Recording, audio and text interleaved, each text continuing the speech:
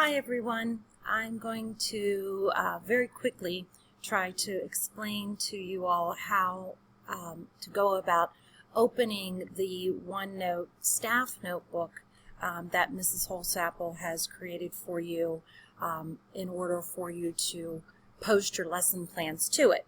So from your 365 account, and yours may often open in Mail, you will need to go to that little waffle area up here in the left-hand corner and open up your OneDrive.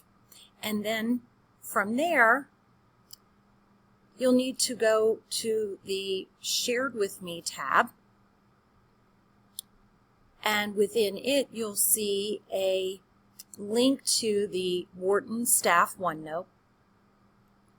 Click on it, it will open it up in another tab for you. And as you can see, I have a little bit of a different view than what you might have because Mrs. Holsapple has put me on as a co-author, which she will remove me after we're done going through this process of learning how to do this. But you will only see the Welcome tab, the Collaboration tab, the Content Library tab, and then your name at the side, whereas right now I currently have everyone's name listed. What I'm going to ask you to do is make sure that you click the Edit in OneNote, because the version you are seeing right now is the online version. It doesn't give you quite the functionality that the full OneNote version does. And every one of our machines in the school district does have the full version of OneNote added to it. So once you click on the Edit in OneNote, it's going to pop open a window that asks you to launch the application. You'll need to click Launch Application, and then you'll get a note that it says it may have some security concerns, but that's okay. Go ahead and click Yes, and then it will take a second or two to search for the notebook and begin its syncing process, and it might take a few turns in doing this, and it may even ask you to possibly again provide your login information. It might pop up with a window that asks you to enter your email and password just to verify that it is you, but since I'm already logged in, it should probably not go through that process, but we'll see. And once it's gone through all of its syncing processes, it will open up to look very similar to this.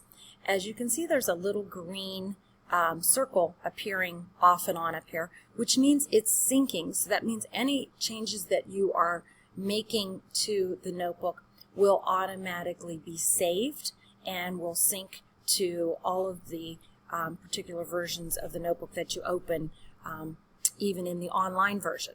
So once you are here, again, this welcome page has all kinds of great information, how-to, some frequently asked questions about how to use the notebook. The collaboration space is one where everyone can contribute documents to it if they need it, and I think we'll worry about that a little bit later. The content library as well is a place where Mrs. Holsapple can place documents for you to view and download if you'd like, but you cannot contribute to it. Only the authors of the notebook can do that, and currently that would be Mrs. Holsapple. And then you have the section with your name, and I'm just going to use Audra's today, and I promise I will delete any of the information out of here that I do add. And once I click on Audra's name, there are several tabs that she'll see. One that says Professional Development, one for Classroom Observations, Lesson Plan, Feedback, and this is where we're going to place our lesson plans, Evaluation, and Parent Communication. We discussed earlier about possibly using parent communication as a phone log as well if you needed to do that. Here you can add other pages and create, or other sections and create others that you feel you might need to contain in your own personal notebook. You see the colors populate. If you right-click on any of those, you can change the section colors as you would like, and there are all kinds of other functions that you could do. You could even delete the pages, but I suggest not doing that unless Mrs. Holsapple asks you to do that specifically. So let's go to this lesson plan feedback page, and here's where we're going to start creating pages to house our lesson plans.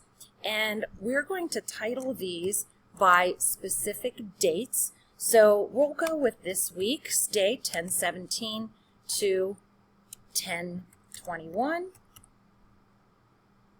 And again, it's like a Word document. You can edit it as you need.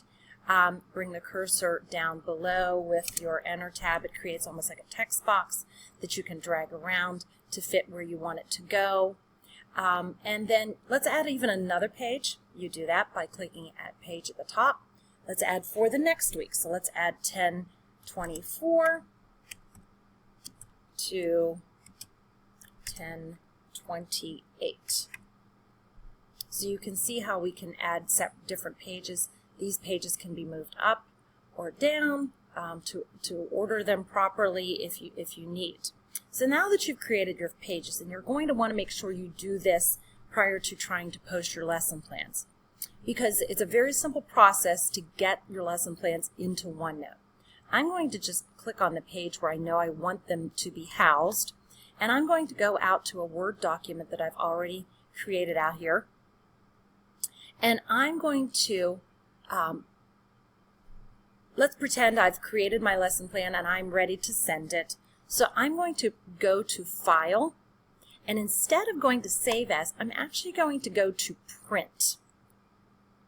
And in this print option, you want to make sure your printer says Send to OneNote, because it may have another printer chosen, but make sure you click on Send to OneNote and click Print, and it's going to be printing all 3 of the pages of my lesson plan. And what you're going to see is the yellow flashing background of the OneNote at the bottom here.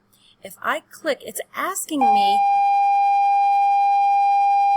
sorry about the bell, what page I'm wanting to place this.